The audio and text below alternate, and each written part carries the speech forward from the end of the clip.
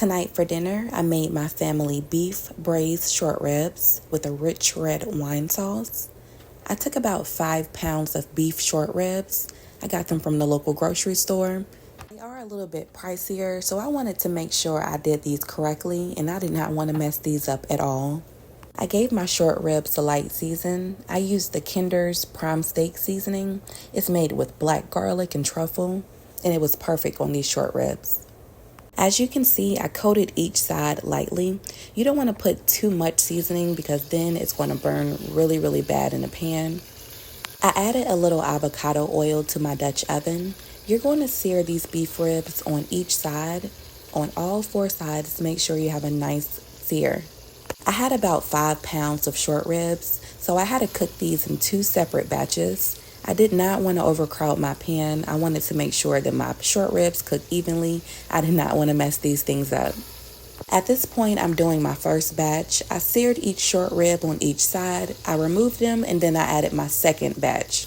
I started on my second batch of short ribs. I did the same exact thing. I seared them on each side until it had a nice crispy crust, and then I removed those from the pan. Once all of my short ribs were removed, I added in my aromatic vegetables. I diced up a little carrots, onions, celery, garlic, shallots, and I put it right in the same pan with all of those juices and flavor. I cooked my vegetables down for about 5 to 10 minutes until the onions were browned. Next, I added in my tomato paste and flour. Next, I added in about a tablespoon of tomato paste and 2 tablespoons of flour. I cooked it. I made sure I stirred it constantly until everything was well combined. You want to make sure that you're constantly mixing the flour in so that you can't see the white powder anymore. Once everything was well combined, I did add a little bit more Kinder seasoning and a little chicken bouillon, and I deglazed my pan with a cheap bottle of red wine.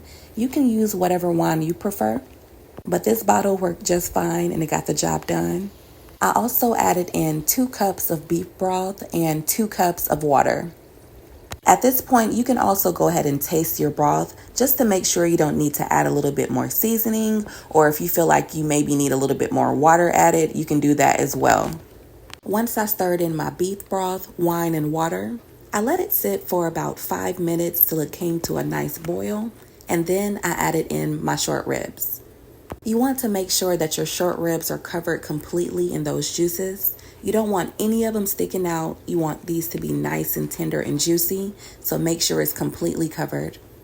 Once I had all of my short ribs added to the Dutch oven, I topped it with a little garlic, fresh herbs, a little rosemary, and thyme. Once all of my aromatics were added, I put the lid on and placed it in the oven on 330 degrees for 4 hours. After about 4 hours, those short ribs should be nice and tender. I removed the short ribs from the pan. I added my pan back to the stove on medium to high heat. I added in a little cornstarch slurry just to make sure I have a nice thick consistency. I served these short ribs with garlic parmesan mashed potatoes, collard greens, and cornbread. So delicious.